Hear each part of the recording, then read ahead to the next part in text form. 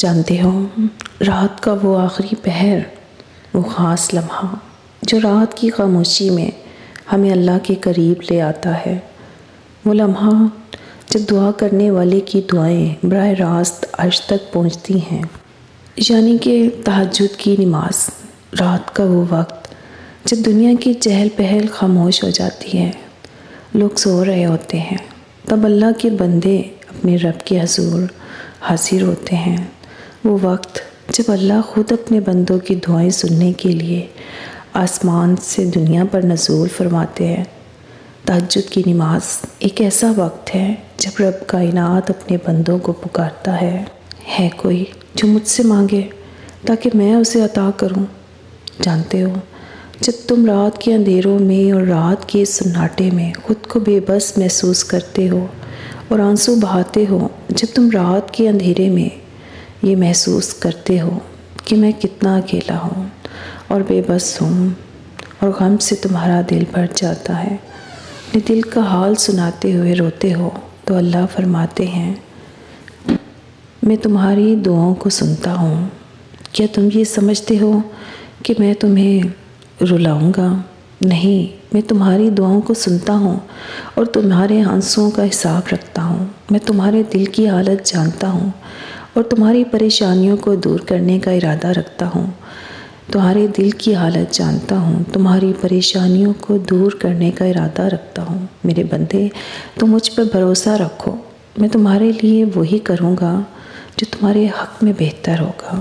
ہم انسان بہت جذباتی ہوتے ہیں، ہمیں ہر چیز جلدی چاہیے ہوتی ہے، ہم کون صرف پڑھتے ہیں فیکون پر یقین نہیں رکھتے، جبکہ اللہ اور انسان کے درمیان سب سے گہرا رشتہ یقین کا ہی ہوتا ہے۔ اگر اللہ پر یقین رکھتے ہو تو پھر اپنی قسمت سے کیوں ڈرتے ہو؟ یقین رکھو، وہ تمہیں لڑکھڑاتا ہوا دیکھ تو رہا ہے پر کبھی گرنے نہیں دے گا انشاءاللہ۔ پتہ ہے کہ میں نے کہیں پڑھا تھا کہ جب کوئی معاملہ اللہ کے حوالے کر دو نا تو اللہ اور اس معاملے کے بیچ میں سے نکل جایا کرو۔ مگر پھر میں جب بہت زیادہ پریشان ہو جایا کرتی تھی تو گھنٹوں سوچتی رہتی تھی کہ کیسے ہوگا، کب ہوگا، اور مسلسل ایک کے بعد ایک وسوسہ میرے ذہن میں آتا رہتا تھا۔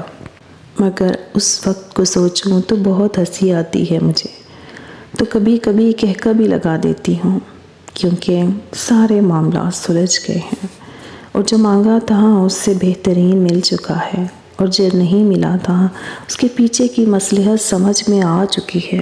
ہم انسان نا ایسے ہی ہوتے ہیں، جب ہمیں اسباب نظر آ رہے ہوتے ہیں تو مطمئن رہتے ہیں، اور جب کچھ نظر نہیں آتا تو پاگل ہو جاتے ہیں۔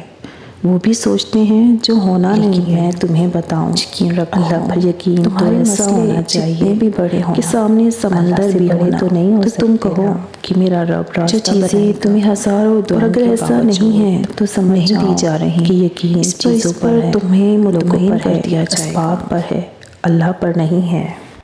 ایک دن ساری مصلحتیں سمجھ آنے لگیں گی اور سمجھا دی جائیں گی، اس سے بہتر عطا کر دیا جائے گا۔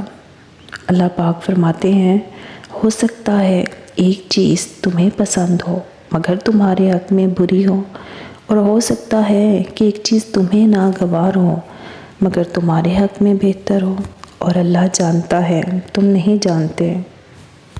جانتے ہو، بعض دفعہ اللہ پاک آپ کو آپ کی سب سے پسندیدہ چیزوں اور لوگوں سے دور کر دیتا ہے۔ مقصد آپ کا دل دکھانا نہیں ہوتا، بلکہ آپ کو اللہ کے قریب کرنا ہوتا ہے، کیونکہ انسان اپنی پسندیدہ چیز کھو کر ہی اللہ کے قریب ہوتا ہے، یا اس چیز کو پانے کی شدت اسے اللہ سے ملوا دیتی ہے۔